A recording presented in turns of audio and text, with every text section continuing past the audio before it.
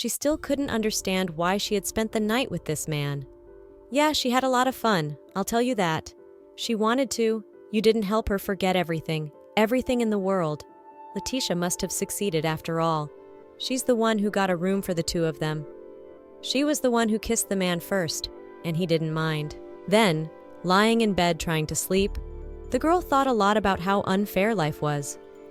It's very ironic that a guy who is bored with life because he has absolutely everything started to be interested in a girl who lost everything overnight. Letitia Violette had a wonderful husband, stately, handsome, intelligent, and everything would have been fine, and the relationship would have moved on. They'd already gotten used to each other. High society had let them into their circle. But the key word in the story is that there was a husband, and now he's gone, because he left Letitia for someone else. She didn't try to compare this guy to her husband, and she couldn't, because this guy was perfect in every way. So there was absolutely no point in comparing the two men. The girl felt good in his strong arms. The day of the wedding anniversary at the Winchester family estate began as usual. Letitia and her husband were having breakfast. But instead of congratulations and words of love, her husband Astor said that he intended to divorce her. Letitia at first thought it was a bad joke. Astor was unperturbed. He acted like he was talking about the weather or his plans for tomorrow. It was obvious he didn't care about his wife's feelings. He said that the new lover was a simple woman, and unlike Letitia, she did not know the concept of eternity. At first, the girl was speechless. But when she realized that it was not a joke at all, she exploded with indignation. How could he say such things, and on their wedding anniversary? What a complete lack of conscience and respect for women. Astor remained unperturbed. He said he knew in advance what Letitia would start talking about. She would of course talk about her family and how much her family had invested in Astor's company to help him. But the thing is, the author had already paid back all the debts to Letitia's family, but Letitia was unstoppable. The girl got mad and started yelling at the man. She recalled, was not long her family's favor to her young husband, and where Astor got the money to pay his debts. The young man was also finding the situation distressing. It seemed that the conversation seemed pointless to him, and he looked a little bored. He asked the girl not to pretend that she did not understand. He really returned the entire investment amount. But the girl wouldn't give up. It was already a matter of principle. Yes, she knew Astor had returned the money, but she didn't understand where it came from, or why the guy was so tight-lipped about the debt. He'd always been like that. Never took his mistakes as anything weighty.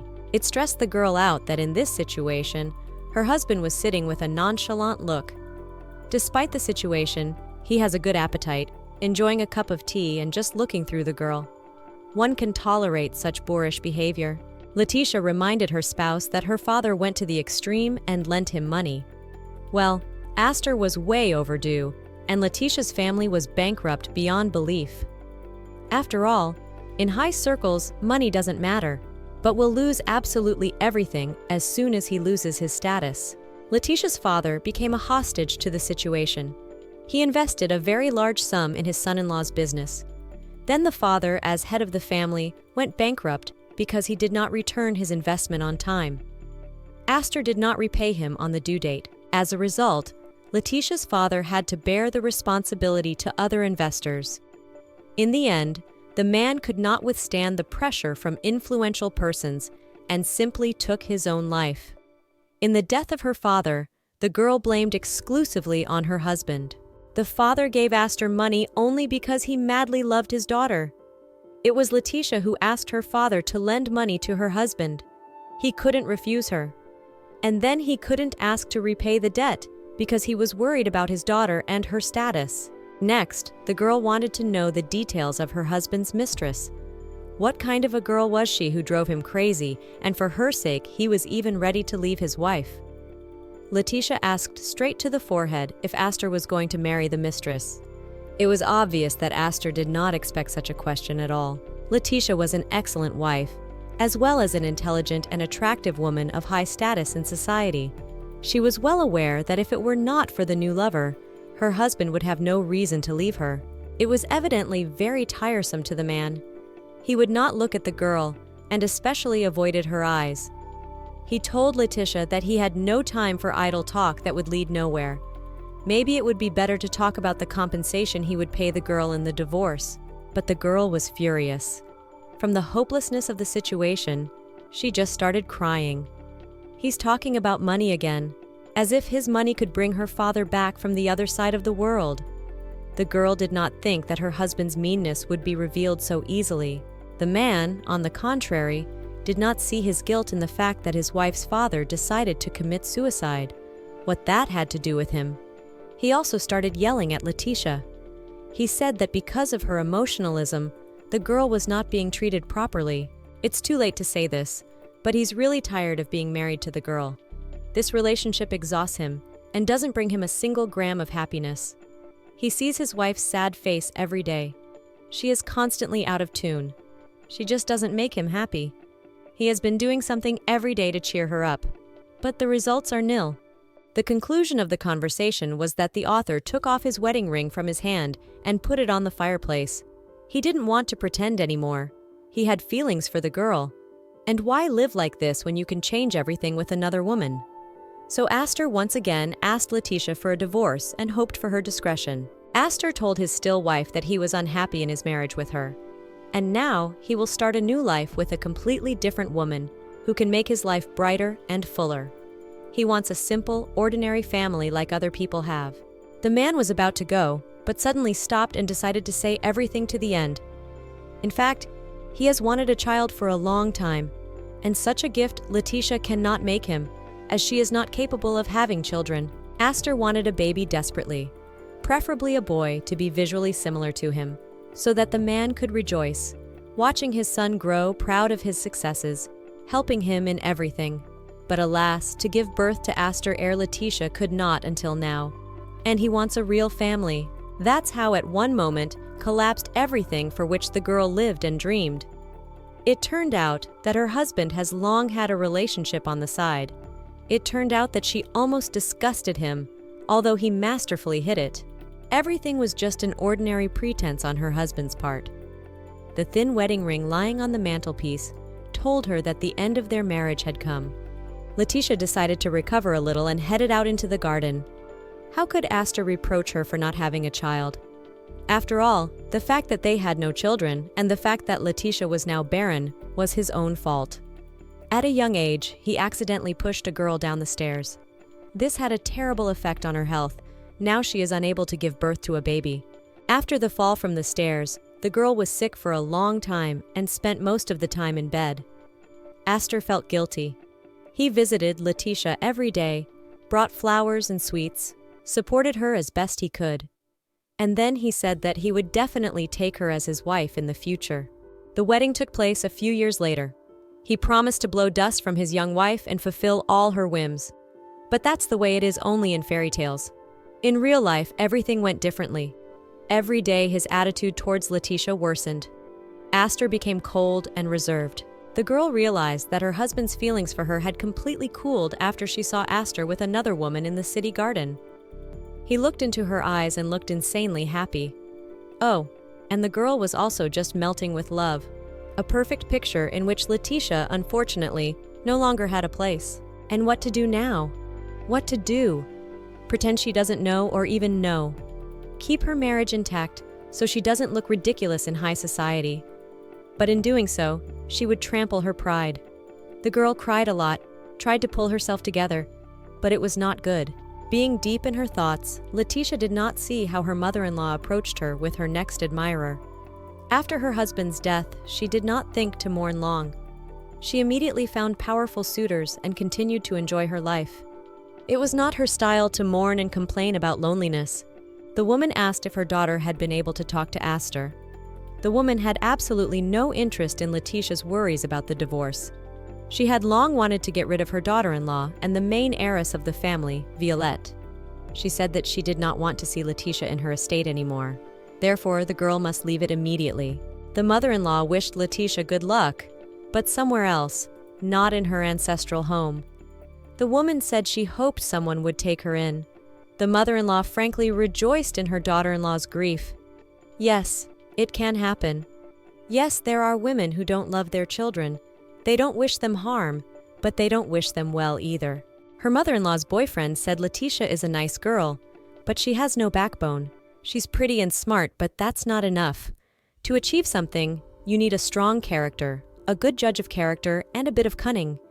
And she has no such abilities, so the girl suffers most of the time. Her mother-in-law didn't even give her any advice. She said that she had made a last-ditch effort to arrange a carriage for Letitia. Now she could get out of the house.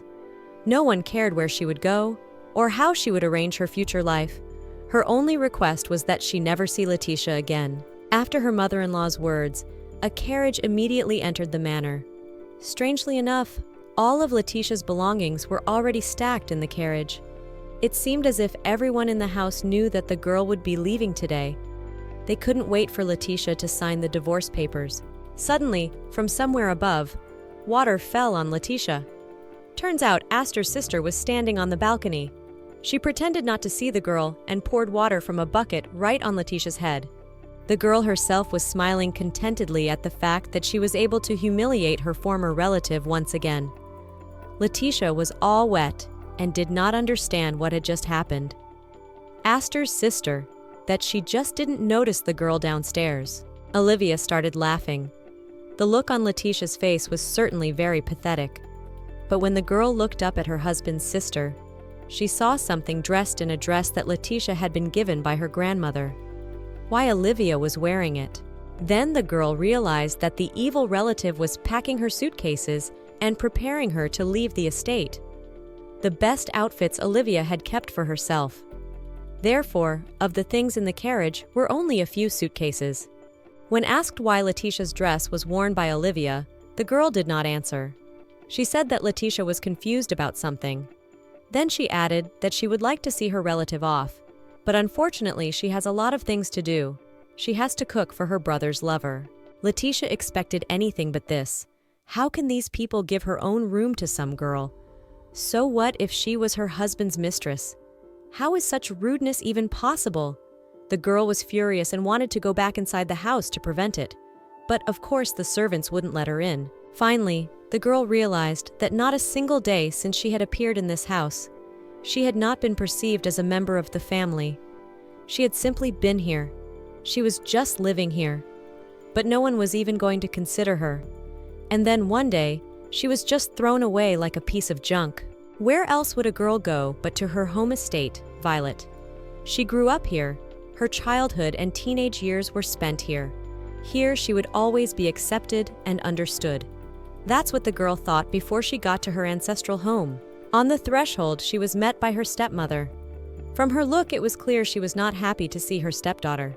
She already knew that Aster had asked Letitia for a divorce. The woman was not happy about the news. She was living perfectly well at Violette Manor, and now her stepdaughter was coming back, and for good. The stepmother was frankly angry and did not try to hide her anger. She told the girl that it was not enough that Aster had bankrupted her family by investing in his business, but he had decided to file for divorce and send his wife back. The stepmother said she was already being ridiculed because her stepdaughter was stupid and naive. It was also her fault that her husband and Letitia's own father died.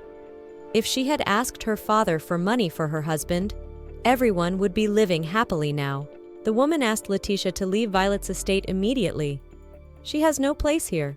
No one wants her here. It would be better if she died like her little sister. The woman's voice didn't even waver. She didn't have a shred of regret in her voice. She wasn't going to help her stepdaughter and moreover comfort her. Then there were many more words about how Letitia was the reason everyone was unhappy now. She was responsible for her father's death. She's quiet and characterless. She couldn't get her own life together. Now they want to dissolve the marriage. So the girl is good for nothing and no one wants her. Now she is kicked out of the second house in a day. But the thing is that the second house was her home. The girl was still standing in the middle of her suitcases for a long time. She had total apathy. Where to go and what to do all did not understand at all. The only thing she knew for sure was that she had not lost the one who was waiting for her. The girl did not notice how she found herself at a large cliff above the river. She stared at the water for a long time. Maybe this was her chance to solve everything in one fell swoop and for good. Would she be better off if she jumped off the cliff into this river? Probably no one would even regret that she died. But then, someone called out to her and Letitia turned around. Standing behind her was Aster and his mistress. It looked as if they were following Letitia. What are they doing here? How did they end up near the cliff? They are definitely following her. Lianka quickly hugged Aster and asked him to let her go for a few minutes. She really wants to talk to her. She just needs to do it to find out everything right now. The man didn't object. He never minded his mistress at all. With quick steps, Lianka ran up to Letitia. She asked if Mistress Violette was doing well, though how could anything be well with a woman standing over a cliff by the river? The mistress took off her warm scarf and threw it over Letitia's shoulders. She said that it was very cold now. The wind was blowing and the woman might catch cold, so a warm scarf wouldn't hurt at all. She took Letitia's hand. It was icy cold. Lianka realized that the girl was already completely frozen. Her ex-husband's mistress seemed to have a very friendly attitude. She asked Letitia to give her some time and take a walk along the river. They need to talk, and Lianka has something important to tell. At first, Letitia was stubborn and didn't want to agree to go for a walk with her husband's mistress. Why would she do that? She had already been kicked out of the house. Her past could not be brought back, and her relationship with Aster could not be repaired. But Lianka said she wanted to tell what had happened before Letitia's father died. Letitia was very surprised. Lianka, how this girl's mistress and her husband about their relationship with her father?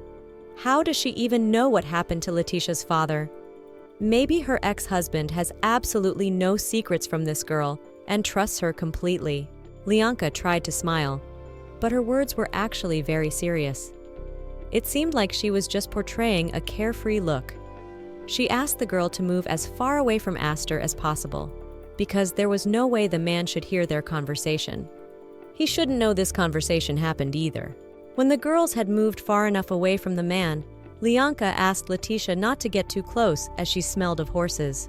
She didn't want her whole outfit to be soaked in that odor. Letitia, in turn, thought that the girl was not as simple as she seemed and was very sneaky.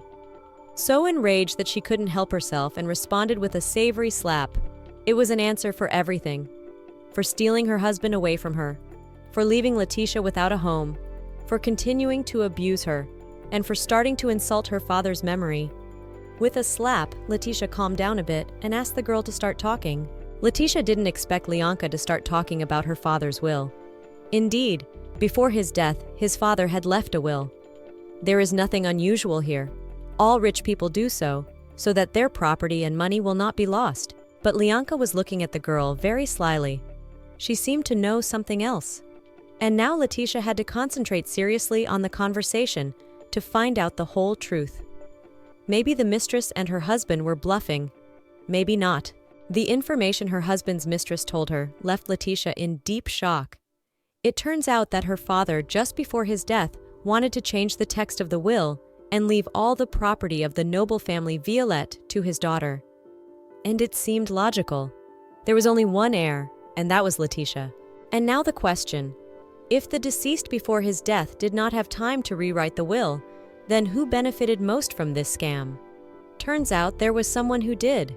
Someone Letitia knew very well. It turned out that her stepmother Zania was involved in everything. She was born into a high society family, a distant relative of Violette's family. Illness took her husband, and they lived quite modestly. She had nowhere to go with a small child. Letitia's father was divorced at the time. He took pity on Zania and offered her to play a wedding. The woman gladly accepted the proposal of Letitia's father. The wedding was played quite quickly and very lavishly. According to Lianka, her father changed the contents of the will. Then Zania could not become the main in the family as now. It turns out that her husband's mistress was not a stupid girl. She asked Letitia if she believed that Zania's ex-husband had actually died of an illness, and also whether she believed that Letitia's father had committed suicide. What it came down to was a grown established man who could solve absolutely all problems by money and status. Lianka said that if Letitia didn't believe her, she could find out and check for herself. She lived in a small village.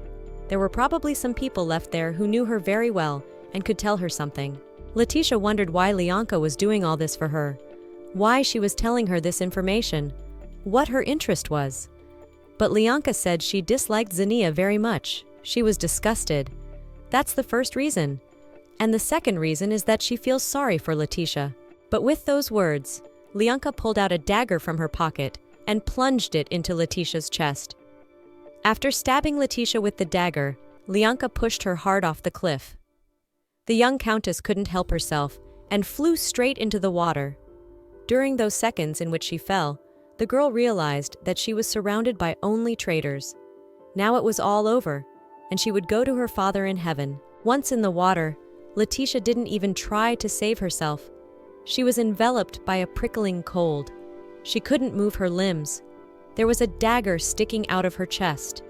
She had already said goodbye to her life and imagined seeing her mother and father in the other world. But then Letitia felt strong hands pick her up and pull her out of the water. She didn't ask anyone to help her. She didn't call out for help. The girl wanted to die. Why are they stopping her? She wants to go to the other side of the world to her mom and dad. That's the last thing she thought of before she passed out. How long she was unconscious, Letitia didn't know. When she opened her eyes, the girl saw that she was in bed in some foreign room. It was a beautiful bedroom with expensive furniture. Letitia put her hand on her chest and realized that her dagger wound had healed. Turning her head, Letitia saw a tall young man standing in the doorway. He was insanely handsome, with a look of blue eyes and long blonde hair. He greeted the girl and said he was glad she had come to her senses. He was already tired of taking care of her, changing bandages and treating her. Looking closer, Letitia realized who the young man was. It was His Majesty Emperor Sionian of Esteros. The girl thought that maybe she was hallucinating, or maybe she was already in an alien world. But the young man confirmed her thoughts. It was indeed the Emperor. When the girl asked why the Emperor had saved her, he said he wanted to ask her something first. How she, the only daughter of Count Violet and daughter-in-law of the Marquis of Winchester, could have behaved so carelessly that she had been stabbed and fallen off a cliff into the river. The girl reached out to her chest to feel for the wound, but the Emperor said that he had stopped the bleeding long ago. Only now he was worried that the wound had not completely healed. The man leaned toward his chest to get a better look at the wound. At that moment, Emperor Sion's aide appeared in the doorway. Seeing that the boy was leaning over the girl, the aide reprimanded him. It is not worth torturing the poor sick girl. Let her rest and gain strength. The men began to ask Letitia if she was scared when she opened her eyes and saw that she was in a strange, unknown place. Then they explained that this was the Emperor's ship, and they were now in his quarters. The ship was headed for the Empire of Westeros, which is also called the Divine State. Maybe because the state was divine, an unusual child was born to the royal family. He was given the beautiful name Zion. He possessed admirable beauty, strength, and a sharp mind. The young emperor looked like an ancient Greek sculpture of a deity. Letitia had only seen the man in local newspapers and had heard many stories about him. Now she had a chance to meet the emperor of a neighboring state.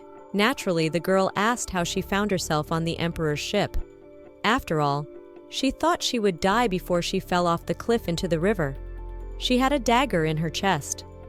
The men said they were looking around from the ship and happened to notice a body falling into the water from the cliff, so they decided to see what happened. So Sion and his assistant saw the injured, drowning girl and rushed to her aid. What was their surprise when the men recognized her as the Count's daughter Violette. Since Sion possessed magical healing powers, he was able to stop the bleeding and bring the girl back to life.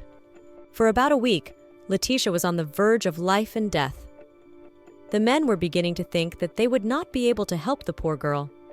After all, Letitia's wound was very large, and the emperors and their aide had to make a lot of effort to get the girl back on her feet. Emperor Sion's aide was a scholar. His name was Langaro Maha-chan. The man was fond of ancient medicine and pagan beliefs, and if not for his knowledge and experience in treating such wounds, Letitia might have died. And then the girl wondered if they remembered her in her hometown. She asked the men if they had reported that they had found and rescued her. The emperor replied that he had immediately sent word to her family that Letitia Violette was in his possession, but he was surprised that her relatives were already preparing to bury the girl without even thinking about the fact that her body had not been found. The emperor narrated further. When his men came to Letitia's house to report what had happened and to reassure her relatives, they heard a very entertaining story. The girl's stepmother said that Letitia had been depressed for a long time and no one could help her. The girl couldn't stand it and killed herself, just like her father. So everyone in town was told that she had jumped off a cliff into the river. Sion said that it was unlikely that someone who wanted to shorten his life and jump off a cliff would plunge a dagger into his chest before doing so. So someone was trying to kill Letitia, then presenting it as a suicide. The emperor wondered if it could have been her stepmother Xenia. After all, that way she could get all the inheritance. But Letitia objected. It wasn't her stepmother, though she might be indirectly involved in the plan too. The knife had been plunged into her chest by her husband's mistress, a girl named Lianka Snoweyser. The girl decided not only to take her husband away from her, but also to bring her down. This is when the emperor's aide intervened in the conversation. The man said that he saw this girl on the shore as they sailed past the crime scene. She is a girl with blue hair and sparse violet eyes. At Letitia's funeral, she had ostentatiously sobbed the loudest. The men felt sorry for the poor girl, and the emperor asked if Letitia was going to return to her hometown and her husband. But she would not. Besides, the girl had suspicions that her beloved Aster was also involved in this case. It was also profitable for him to get rid of his bored wife forever. For a while, the girl just felt sorry for herself and very hurt that she was so gullible to people. But after a few hours of talking to the emperor, Letitia's mood changed dramatically. Since she had already miraculously managed to survive, she must surely teach the mean relatives a lesson. The girl was going to take revenge, and her revenge would be terrible. The emperor looked at the girl carefully, and there was something scary and strange in his eyes. But at the same time, Letitia saw in them a deep ocean and her salvation. The boy said that he could tell her how to take perfect revenge on her relatives, a plan so cunning that those who wanted to destroy her would want their own deaths. The emperor said if they follow his words and advice, they will not only be able to take revenge. Letitia will be able to regain her wealth, her fame, and even her life. The only condition is to follow Sion's instructions flawlessly. It cannot be said that Letitia was also foolish and naive.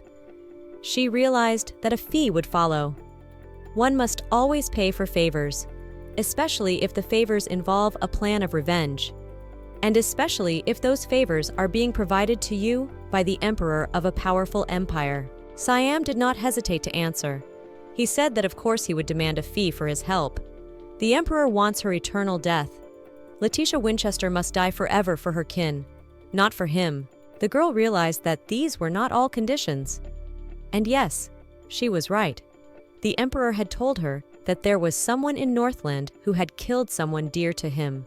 To get him, you need to get into the higher circles of society and pull the necessary information from there. Letitia will be given a new life and a whole new status, far above the one she held in society. The emperor will make her a different person with his magical powers. That way, the traitors would not be able to recognize Letitia and would not suspect anything. At that moment, Letitia imagined the faces of her family members, the perpetually disgruntled husband, the nasty mother-in-law, the aggressive stepmother. How she wanted to take revenge on them all, to give them what they deserved. And she would do it for sure. The girl asked the emperor if he really possessed such magical powers that he could easily change her appearance. That would be very helpful. In a new image, she could easily rejoin their family. Sion replied that he could easily create a new look for her. Next, the man reminded me that I was familiar with him. He had attended her and Aster's wedding. The girl remembered that she had exchanged only a few phrases with Kian. Indeed, he had attended the wedding as guest of honor. But the emperor said they were uncomplicated phrases.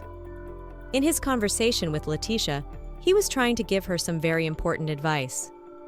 And the most important one was that he asked her to get away from Aster Winchester as soon as possible. For a moment, the girl sank into her memories. She remembered her and Aster's wedding. The ceremony had taken place in the winter because her future husband couldn't stand the heat. Everyone was talking about the fact that an emperor from a neighboring state was attending the wedding. The eyes of all more or less important people were fixed on the person of the young emperor. He came to Letitia's wedding with his companion, the second prince of Northland. The ladies were eager to meet the foreign guests and attract at least a little of their attention. At that time, Letitia had already heard about the magical powers and exploits of the emperor of the neighboring country. She was also curious to see the man, but not enough to leave Aster alone among the guests. So the girl exchanged a few words with the stranger fluently. Aster said that it was only thanks to him that all the guests had the opportunity to meet the young emperor in person. He had arrived precisely at his invitation, as the mother of the second prince, Sian's companion, was Aster's longtime friend. Aster's sister had suggested to her mother that she ask Sian to give a congratulatory speech. It wasn't that she was a cordial hostess receiving the emperor of a foreign country. She just wanted to hear his beautiful voice and admire his beauty. Aster's sister received approval from her mother, went to search around the hall for Emperor Xian. She really wanted to ask him to give a congratulatory speech for the newlyweds. But after a few minutes, the girl returned to her mother. She was very disappointed. She said that Xian refused to publicly congratulate the newlyweds. He would only do so if Aster and Letitia agreed to converse with him beforehand. The woman thought that the emperor's arrogance simply had no bounds.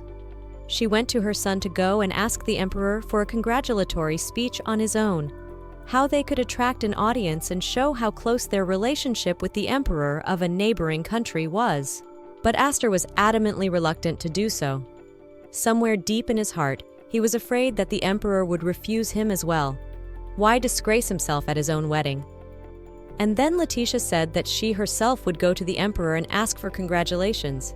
It was not a matter of principle for her, and it was even better if they went together and asked the emperor to congratulate them. So the protagonists of the wedding, Aster and Letitia, approached the couch where the emperor and his companion were sitting. Aster greeted the emperor and the second prince. The groom also asked his companion to bow to the men. Letitia saw nothing wrong with this. After all, she had people of higher status in front of her. Seum listened attentively to the young couple's request for congratulations, but he did not want unnecessary publicity. He wanted peace of mind, so he tried to refuse, said that his words would not bring happiness to the young people. He didn't even remember their names. He said he had no intention of blessing the young family with good luck. Aster was very upset by the young emperor's words. He abruptly turned around and was about to leave. Afterwards, he said that he had apparently addressed the wrong person and apologized for disturbing him. The groom left his bride alone and hurried away. Letitia realized that her Aster was angry. He was angry at his sister, at his mother, at Letitia herself. But most of all, he was angry that he had dared to approach the emperor, and the emperor had sneeringly refused him. So the girl stood confused in the middle of the hall, alone. She was being scrutinized by two pairs of eyes. They were the eyes of the emperor and his companion. Xian didn't understand how a groom could leave his young bride alone. One could not forgive such actions. He felt very sorry for the girl. He immediately got up from the couch and approached Letitia. She needed to be calmed down. The girl bowed once more to the emperor, saying that she apologized for causing inconvenience with her inappropriate desire for Xian. It came out very awkward, but she was insanely happy that the emperor had attended their wedding. To be honest, the girl bowed in a bow not only because of politeness. In fact, she was afraid to look this man in the eyes. They held interest and some sort of concern.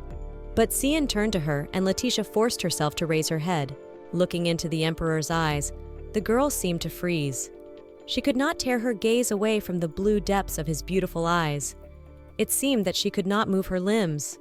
Otherwise, she would definitely have run away by now. Xian's face, on the contrary, did not express any particular feelings. It was unclear whether he was happy or bored. The only thing the emperor said to the girl was that she should leave her fiancé as soon as possible. And at the end, he called him an idiot. The emperor didn't explain his thoughts.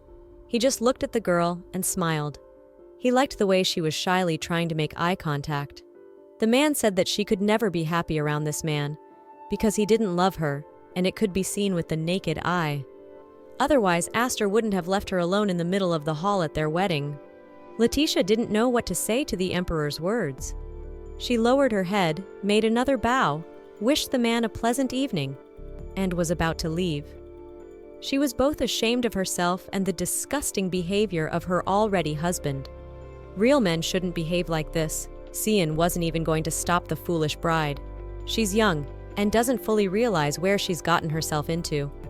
Even during the wedding, the disgusting attitude of the groom's family towards his chosen one was noticeable. And what will happen to her next? The emperor felt truly sorry for poor Letitia. And now, sitting on the bed beside Letitia, Sian was remembering these fragments from her and Aster's wedding. He did not blame the girl for disobeying his advice. Apparently, at the time, Letitia was madly in love with the man. But now everything has changed. Listening to the man, the girl realized how right he had been then, at the wedding, giving her advice. She automatically grasped the wedding ring that still adorned her slender, graceful finger and took it off. The next second, the expensive piece of jewelry flew to the floor and was lost somewhere between the pieces of furniture. The emperor's words seemed to give the girl strength. She realized that she should not give up in any case. Therefore, she once again asked the emperor if he would really help her take revenge on everyone who was involved in her murder. Without a second's hesitation, the emperor replied that he was willing to help her with her revenge, but only she must also help him. That way, they would mutually benefit, and it would be much easier to make a plan of action. And the girl also quickly agreed to cooperate. The emperor said that since he and Letitia had made a deal, the girl must now immediately kiss Kian's foot.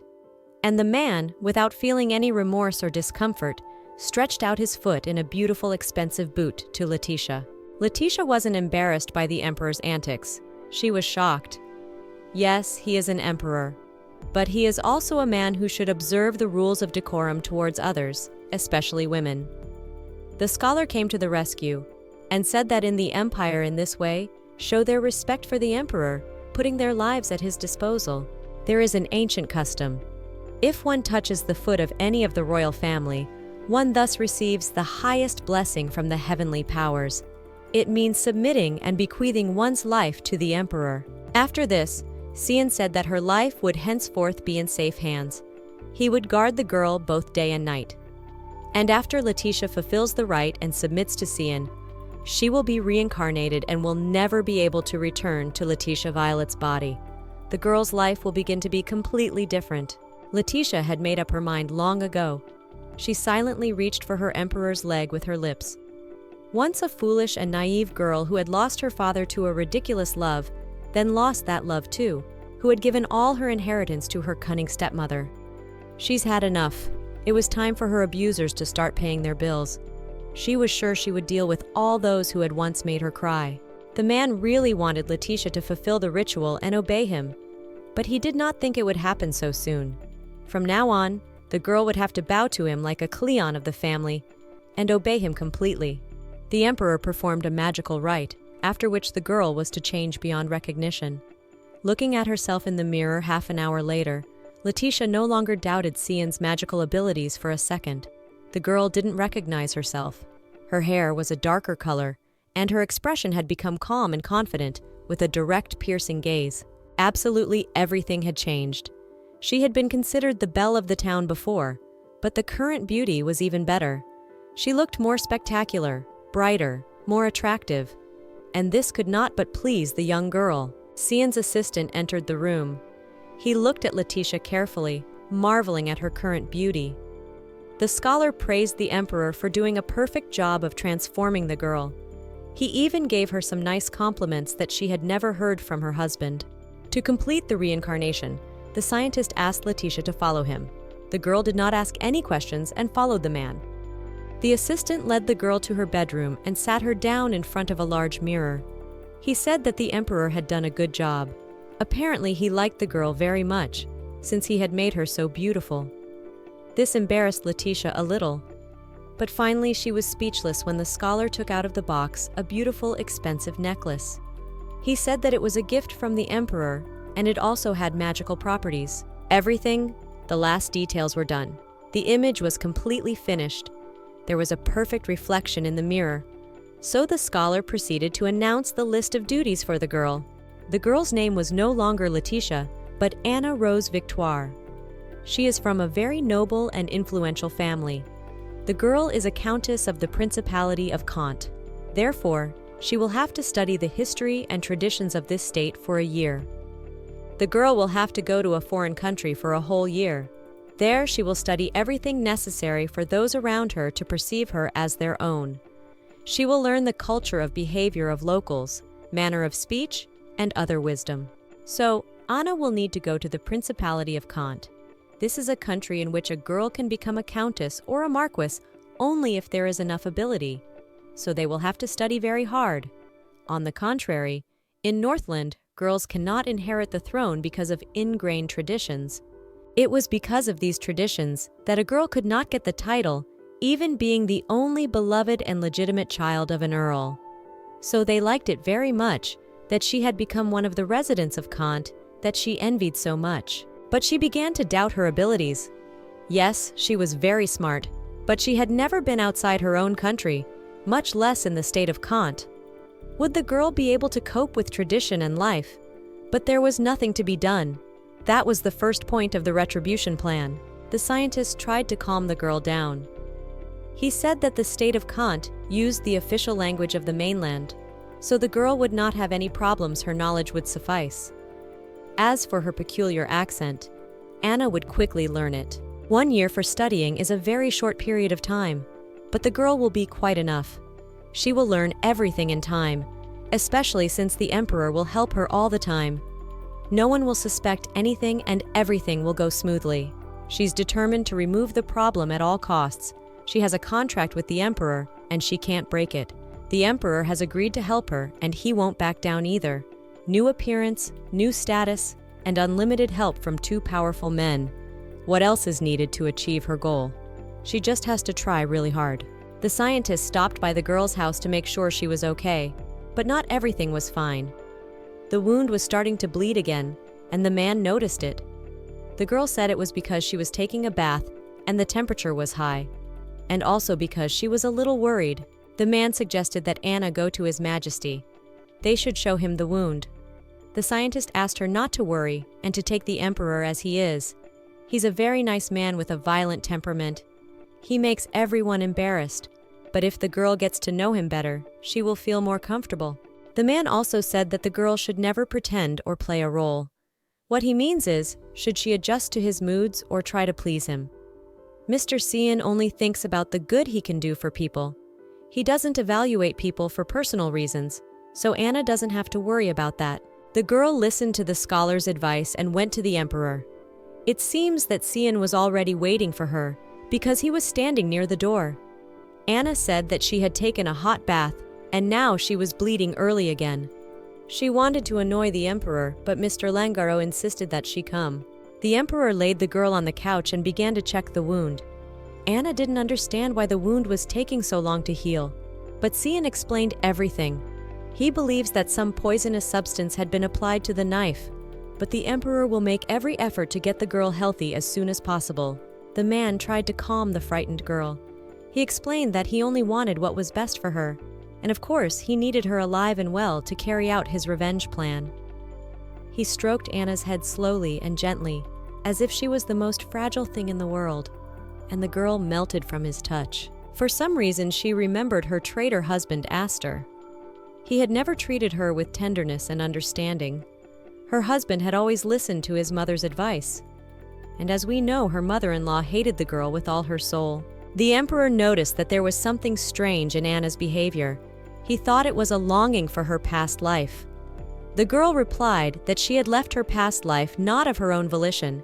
She was taken and trampled on. She only attracts cruelty and aggression to herself. Maybe it's because she seems so gullible that everyone wants to hurt her. The cameraman was interested in one question. Why are girls in the Northland country so attached to their husbands? They say it used to be a tradition to bury a wife alive with her dead husband. It's a wild thing. In that country, women have no rights. Anna's answer is not so serious now, and the situation has softened slightly with time. Northland remains a conservative state, So there are still strict rules of behavior and abnormal attitudes towards women. Therefore, her past country's own wife is considered commonplace. Men's misbehavior is not ignored, but it is also not considered important and shameful enough to pay attention to. It feels like everyone keeps quiet unless it interferes with lineage or status. Therefore, Anna's husband could cheat on her without feeling remorse. Now it was the emperor's turn to ask. And he asked a very uncomfortable question. What about girls in Nordland? What happens if a married woman cheats on her husband? She'd be killed immediately. Make a cunning plan to kill her. Anna didn't even know how to phrase her answer, so the emperor would understand. If a married woman in Nordland cheats on her husband, he has the right to immediately return her to her parents' house. He will have no further relations with the cheating woman. In addition, there are clear rules about this. The wife who cheated on her husband will have to pay a huge compensation to his family, as well as equally distribute the common property. And also, the common children may face the impossibility of receiving an inheritance. At first, the girl did not understand the emperor such information. After all, in his country, everything is normal, and there are no these stupid laws. He leaned over to the girl and said that he wanted to commit this provocation and see what would happen next. Anna attracted him not only as an interesting conversationalist, but also as a beautiful woman. The emperor said that the girl had been banished from her husband's family too, even before committing treason. Therefore, she is innocent of anything. Besides, she wouldn't have to pay compensation to her husband, since he believes that she has been dead for a long time, and there are no children who can't inherit the inheritance. The emperor has outlined the reasons why he wants to try to have a relationship with Anna. He wants intimacy with her. He wants to get to know the girl better. He wants to show how men should really treat their women. The emperor said that if you're going to cheat on your husband, you should find a man who's 100 times better than the last one. Then you can feel the difference and not blame yourself in the future. And it seems to Cian that he is just right for the role of a lover. Anna had a strange feeling. She asked what use the emperor was talking about, what he meant by that. After all, the benefit was probably more than just helping a man avenge wrongs. She was used to her life not belonging to her. She had always been used like a tool. She was the Winchester family's anger management toy. They made a good living off of her. To Astor, she was a puppet that could be tossed and forgotten if necessary, finding a new, more interesting one. But now, reborn and a new person, she no longer wants to be a convenient toy in someone else's hands. She has decided not to live her life the way she used to. But here she is again offered to trivialize her position and get her into bed, like a toy, to play with again. Anna didn't want to be put in the same situation again. Not now, when she was given a chance to change everything and start a new life. So she gently but very firmly pushed the emperor away and said she was going to her room. The emperor sat in silence for a few minutes until it was broken by an aide. He saw the situation and asked him not to bully the young girl. She was already having a very difficult time, and the man would only scare her even more. But Cian said that the girl was wrong, because she did not listen to the end of what the emperor wanted to say. But the assistant was not only a scholarly assistant, but also a loyal friend of Xian. Therefore, he was not afraid to read morals to the emperor. He said that it was not nice to suggest a girl pretend to be lovers. Of course, Anna misunderstood everything and preferred to run away quickly. The boys began to joke. The emperor ordered to pack his things, to which Langaro replied that he was not a servant. Besides being a scholar and his personal assistant, the man is the son of the chancellor of his state.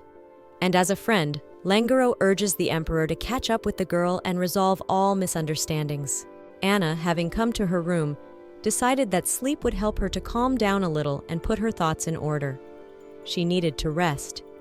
The emperor had offended her with his behavior, and the girl needed to think how to behave further with this man. After all, she was in his territory and it was risky to make her own rules here. But the plan didn't work, and Anna couldn't fall asleep.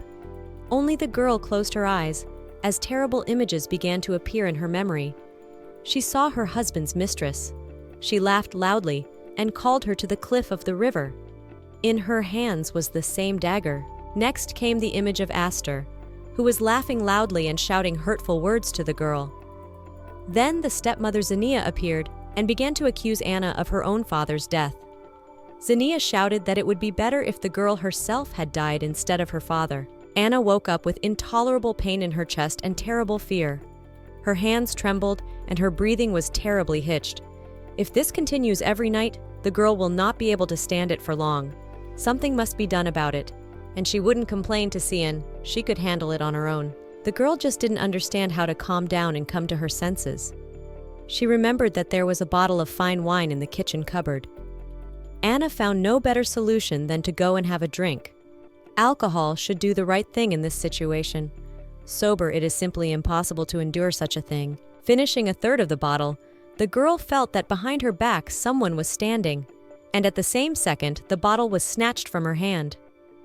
The emperor asked why she hadn't thought of something more sensible than drinking alcohol while having an unhealing wound on her chest. The man said there was a better way to deal with the pain. Letitia just needed to go to him instead of searching for wine all over the ship. The emperor asked the girl why she thought there were no pain medications on their ship. Next, the emperor simply walked over to the girl and began to examine her wound. The condition had really worsened. The wound was bleeding. Cian said that this was the effect of alcohol on the girl's body. Now she took it and just hurt herself. But then the girl saw a bright, warm light coming from the emperor's palm. Further, she felt this warmth on her chest. This is how the magical power of healing worked. And within a few minutes, Anna felt a significant relief. The girl became very ashamed of her behavior. The man had saved her, sheltered her on his ship, healed her wound.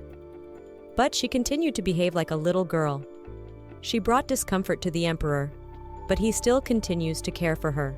Xian girl also decided to sit down beside the emperor, crouched on the sofa. It was obvious from his face that the man was very tired. He said that he did not feel any discomfort from the girl's presence on the ship. They had an unfinished conversation and needed to finish it. The girl also decided to sit down near the emperor, but she was wobbling from side to side. This was the effect of alcohol on the tired patient. The man got angry. He said that Anna could not control her body after drinking alcohol. How is she going to recover? Next, Cian tried to start a serious conversation and sort everything out. He said that he suggested the girl to cheat on her husband with him more as a joke, but it could be one of the effective ways of revenge. Next, they talked about the nuances that concerned Anna's stay in the state of Kant. The man said that at first, it would be a little difficult for her, because in her native country, the rules of life for girls were completely different. Perhaps the girl would need the emperor's authority at some point. He is always willing to help. Next, the emperor explained a simple truth to the girl. Even if he just wanted to use her tool to fulfill his love needs, he wouldn't even offer her a deal initially. She wouldn't have gotten off the ship anywhere anyway. For the umpteenth time that day, the girl felt very embarrassed. She had been shamed again. She thought how a man like the emperor could physically want a weak and insecure girl like her. There's no such thing. She's just helping him carry out his plan of revenge. Anna started apologizing again. She tried to find the right words to calm herself down and to appease the emperor. The girl said that she had misinterpreted the man's words. Besides, she had shown her emotionality and now apologized for her behavior. The emperor listened to the girl calmly. Next, a smile played on his lips. He said that mere words of apology were not enough. Anna must kiss him. Only then would he accept her apology and forget about the unpleasant conversation. Indeed, the girl told the emperor that for the sake of revenge, she was ready to fulfill absolutely all tasks. And now the moment has come when she cannot take a step back, so she will show her weakness again. Various chaotic thoughts were going through the girl's head. Her eyes were running from side to side, afraid to concentrate on the emperor's lips. She thought the man was testing her to see how good a lover she was. After all, it wasn't real. That's what she kept reassuring herself. To avoid being too stiff and insecure, the girl approached the emperor and asked him to close his eyes. How would it be easier for her to accomplish the man's task? The emperor smiled, but still closed his eyes. And then Anna kissed him gently on the lips. On the girl's part, the kiss came out a little timid. She was very worried, as she had really kissed a man a long time ago. Her ex-husband did not pay attention to tenderness, but Anna was madly pleased to touch the warm lips of the emperor with her lips. And the girl was also worried whether the man would like her actions. She had too little experience. The kiss was not long, but it was very memorable for the girl. After it became even more difficult for Anna to look the emperor in the eyes. But there was nothing to do. She looked up at the man and asked if he forgave her for such tactless behavior. When the emperor said he forgave her and their conflict was finally over, there was a moment of awkward silence. In order not to aggravate the situation, the girl wished the emperor good night and said that she was going to her quarters to rest for a while. The man did not delay her. He politely said goodbye and did not even try to joke. Left alone with his thoughts, he allowed himself to exhale noisily. The girl's lips were keeping him in suspense. He could still taste them. Why did this young lady stir his essence so much? This hadn't happened to him in a long time. Suddenly, Langaro entered the room, disrupting the emperor's train of thought. The man said that news had come from the imperial palace.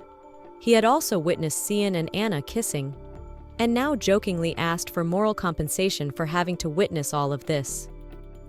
In the morning, Anna woke up to an incomprehensible noise outside. The girl decided to get out of bed and go to find out what was happening on the ship. She caught herself thinking that she needed to see the emperor, to look at least a glimpse into his blue eyes. As she stepped out onto the deck, the girl saw only Langaro and some other man. As it turned out, it was the captain of the ship. The men were talking excitedly about something. It was obvious that they were preoccupied with something. Unfortunately, the emperor was not with them.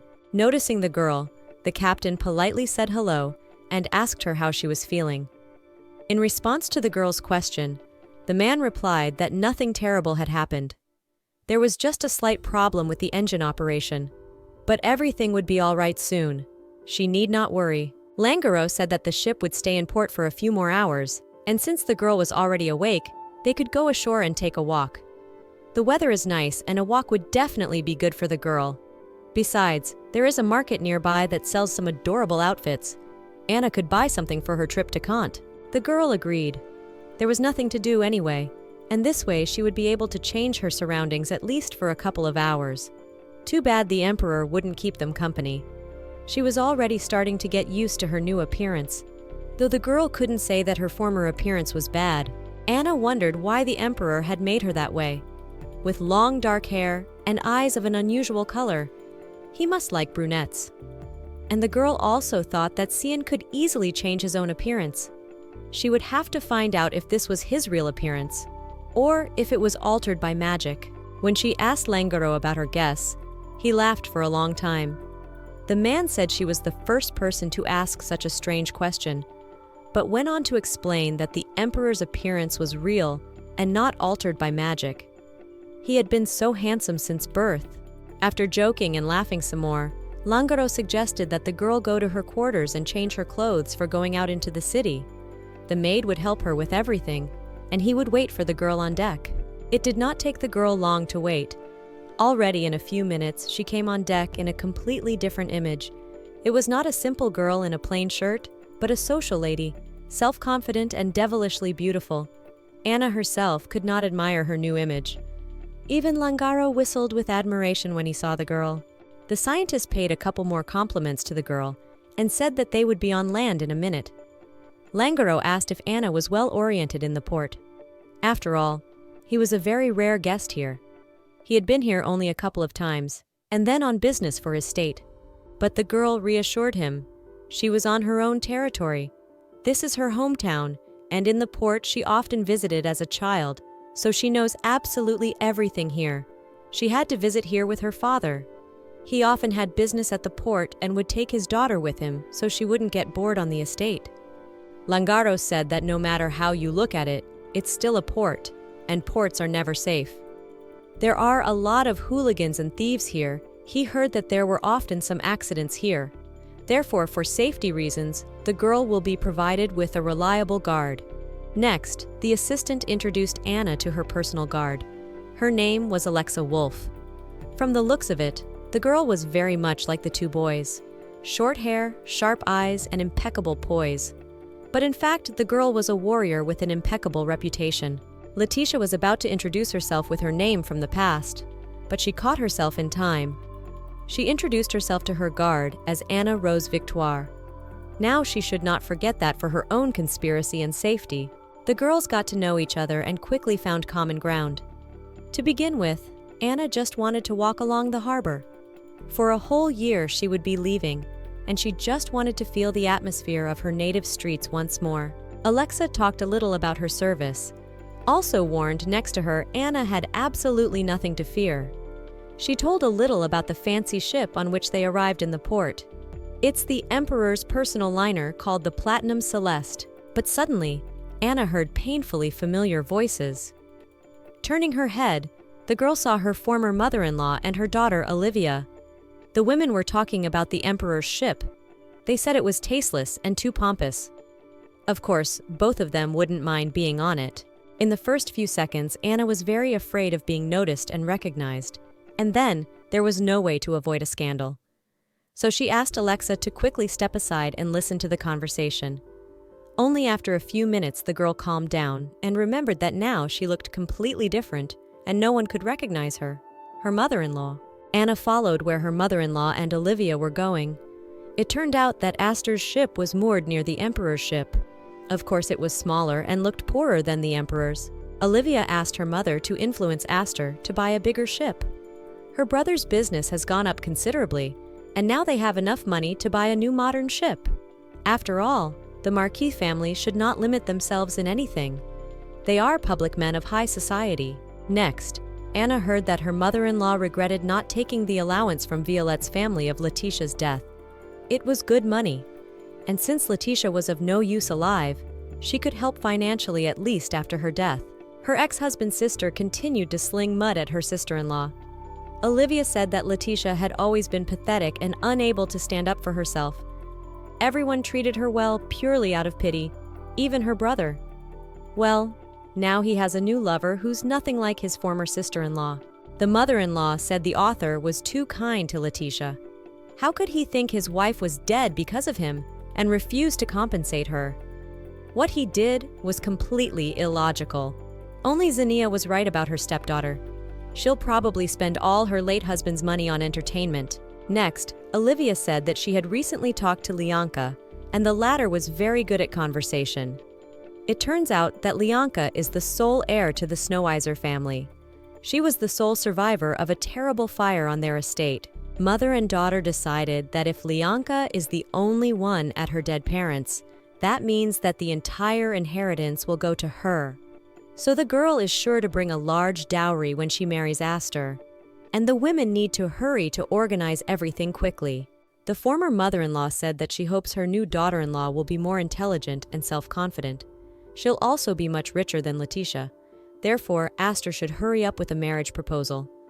Hearing the words from the former relatives simply shocked the young girl. Lianka tried to send her to the other world. Not even a few weeks after her death, these women are preparing to marry Astor to his mistress. Deep in her thoughts, Letitia didn't see Olivia, her ex-husband's sister, approach her. At first, Letitia was frightened. She thought that Astor's sister would surely recognize her. But then the girl calmed down, remembering that she looked completely different. Olivia immediately decided to get to know the girl. Judging by Letitia's appearance and outfit, she was perceived as a foreigner here. That's why Olivia decided to make a favorable acquaintance. Alexa saw that the girl was uncomfortable and uncomfortable with the situation, so she quickly rushed to help. The guard told Olivia that her hostess didn't know the local language, and since their ship was leaving soon, they needed to hurry. Taking Letitia's hand, she quickly pulled her towards the harbor. Already in the restaurant near the Emperor's ship, Alexa said that it seemed to her as if Letitia knew these ladies. She was acting strangely in their presence. So the guard decided to handle the situation and get the girl out of there. Letitia told Alexa that those two ladies were her mother-in-law and sister-in-law. Then the girl told her life story and what kind of relationship she has with those ladies. Alexa calmed down and said that this story is in the past, and now she will do everything to make Mistress not feel uncomfortable. Letitia decided to calm down, for indeed she had changed beyond recognition. She and Alexa enjoyed a delicious lunch and chatted merrily. It turns out that her guard is not only brave, but also very funny. In a split second, the situation in the diner changed dramatically. The fork with the delicious pie just fell to the floor. A young man entered the restaurant hall. Turning his head, Letitia saw her ex-husband, standing at the door and staring intently at the girls. Alexa again came to the rescue. She calmly took Letitia's hand and asked her to even out her breathing and smile. He can't recognize Letitia, and if she twitches and looks confused, she will attract unnecessary attention from the man. One must remain calm and ignore Aster. Next, the girls began to observe Letitia's ex-husband. It turned out that the man was here to meet Viscount Bryson. Letitia remembered that the Viscount had attended Aster's wedding as a close friend of Aster's family. The men said hello, exchanged a few phrases, and retired to a distant table. The girls sat for a while longer. Alexa even ordered her hostess a soothing tea. And once it was drunk, the guard offered to pack up and head for the ship. The Emperor and his aide were probably already waiting for them, and the ship's engine had long since been repaired. And at the far table, Viscount Bryson was yelling at Aster. He did not understand how he could divorce Letitia and have a mistress, and how it could be argued now that it was far better for Letitia to be dead than to be alive but without money or status. Aster looked very pathetic at this point, but still tried to justify himself. He told his friend that Letitia would have no place to go after the divorce, and she could hardly marry again because she couldn't have children. And who would want a wife like that? Bryson said it was very mean to do that to a wife, even an ex-wife. But Aster replied that he didn't do charity. After all, Letitia knew perfectly well that he had a mistress and could have quietly left on her own. But she, like a faithful dog, sat and waited that Lianka Aster will get bored and he will return back to her. According to Aster, Letitia threw herself off the cliff into the river just to make her ex-husband feel guilty about her death. He didn't even want to take allowances from her family so as not to appear arrogant and heartless. He doesn't need blood money in his future with his new wife. Letitia had to overhear this despicable confession of Aster to a friend. How much it hurt her. Even after his wife's death, he acts ugly towards her. Although, on the other hand, he doesn't lie and honestly says that he had no feelings for Letitia. Aster did not relent and continued to sling mud at the girl. He said that it must have been fate that Letitia committed suicide. She wouldn't have been able to survive the divorce, and sooner or later it would have happened. And now Aster was just sorry to waste his time memorializing this orphan girl, that's all. The girl heard the whole truth about herself from her rogue ex-husband. How could anyone be so heartless? Letitia felt dizzy for a moment. Alexa was even a little scared for her mistress and asked if she was all right. There were tears on her mistress's face. Even the men at the next table saw it.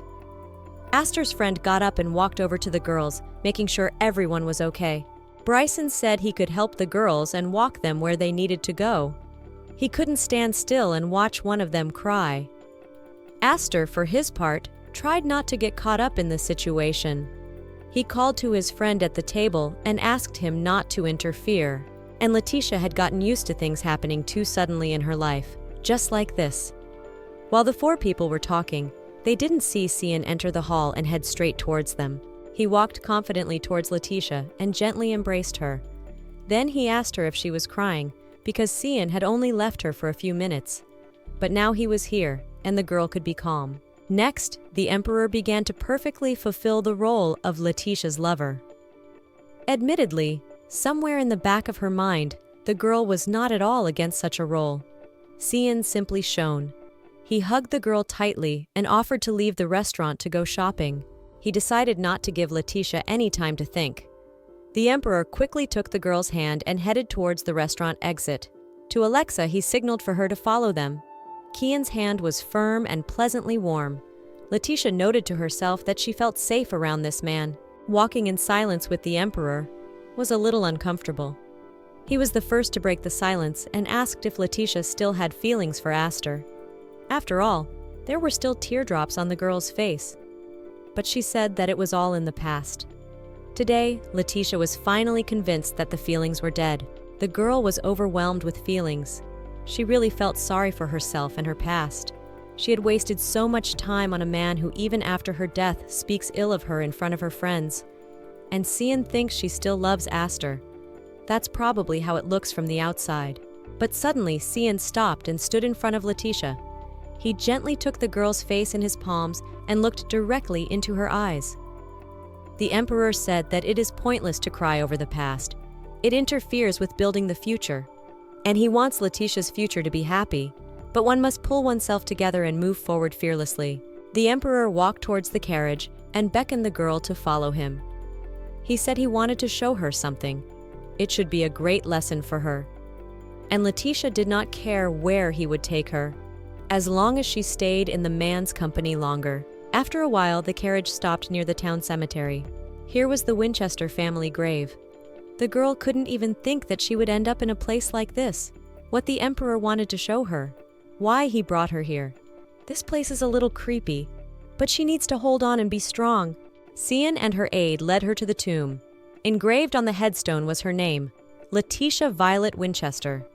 Langaro said Northland custom was to throw her favorite things, outfits, flowers, toys, family photos, into the girl's grave.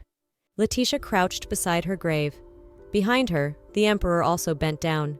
He suggested the girl see what her former relatives had put in the grave with Letitia's body. She should be interested in that. At first, the girl was hesitant to do so, but the men said it was necessary in order to realize everything to the end. Letitia had agreed.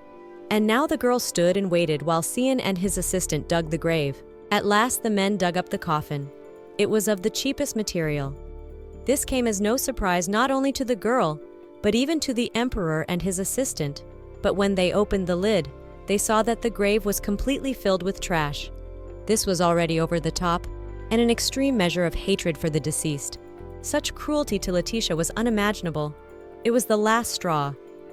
And the girl thought that the emperor had been right 1,000 times to make her look at how mean people could be. Even the people who used to swear their love. Sian put his arm around the girl because she was having a hard time standing on her feet from what she had seen. In the grave of the deceased, they put what they associate with them. So Aster and his family associated it with garbage. The emperor asked if she still missed her past, or if she was ready to build a new life. The answer was obvious. A new life must be started. Poor Letitia's nerves could not stand what she had seen, and such disgusting news. Suddenly, her eyes went black, and her mind went blank. If Sian had not managed to pick her up in his arms, she would have fallen straight into the grave pit. The girl was still quite weak and not ready for such pictures. Sian held the girl tightly and cradled her against his chest. He will not let anyone hurt her again. That's what he promises himself. But without what Letitia saw in the cemetery, the picture would have been incomplete. She wouldn't have taken the man at his word. Now she would know the whole truth, and their revenge plan would surely work. Langaro was in complete agreement with his friend. But still, he noticed that the emperor could have chosen less cruel methods to change his mind. And when Letitia woke up, he should ask the girl's forgiveness for such behavior. The girl had been unconscious for a long time, so the men had to take her directly to the ship. When Letitia came to herself and opened her eyes, she immediately saw that she was on the ship, but not in her cabin.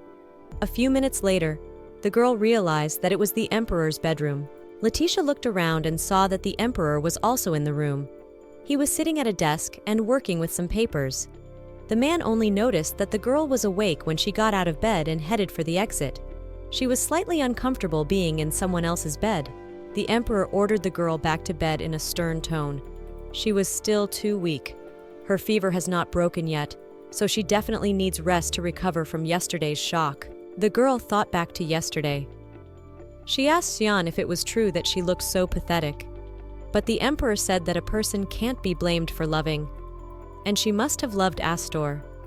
It was only pathetic that her husband treated her like a thing. Letitia couldn't stand it and cried again in front of the emperor.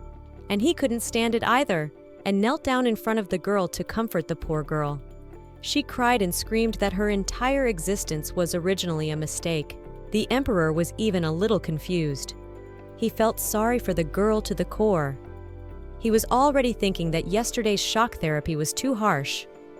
So the emperor made the decision to take the responsibility to heal Letitia's fragile soul. The emperor looked sincerely into the girl's eyes. He stroked her face and hair with his palms, asking her to calm down and listen to him. She is what she is. And a soft character doesn't mean that a person is bad or that one can be constantly humiliated. There will be people in her future life who will truly love and appreciate her. The emperor said it wasn't her fault that mean people were around. She did her best, but fell into the trap of her emotions by simply choosing the wrong partner. A girl doesn't have to take responsibility for that. But now, everything will change.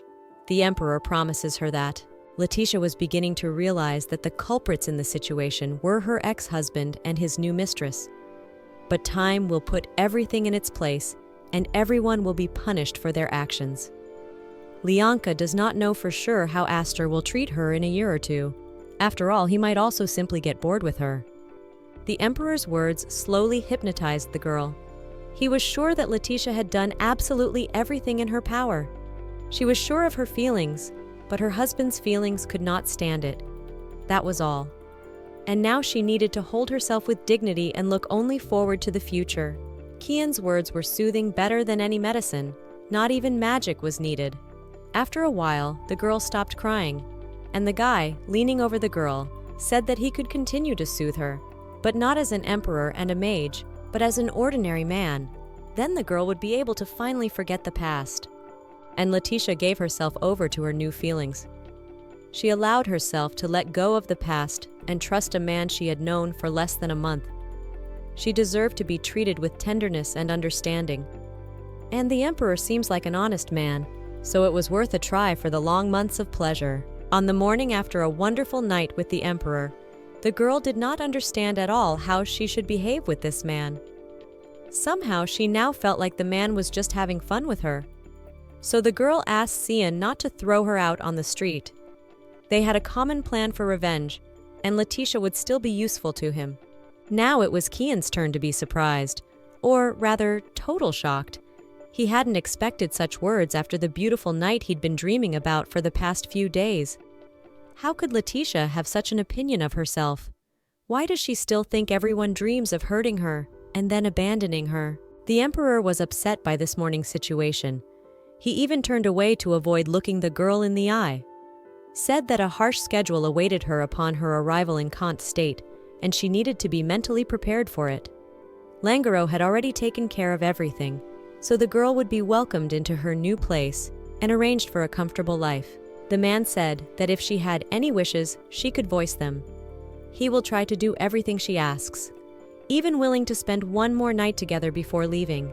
He would have been happy if Letitia had asked for it, but the girl said that she really wanted a bouquet of fresh flowers. Letitia's request seemed a little strange to the emperor. After all, she could have asked for anything, but she asked for an ordinary bouquet. The girl explained her wish. Once her friend had received beautiful flowers from her lover after a night with him. Letitia was very jealous of her friend then. Now she herself wants an ordinary bouquet of flowers.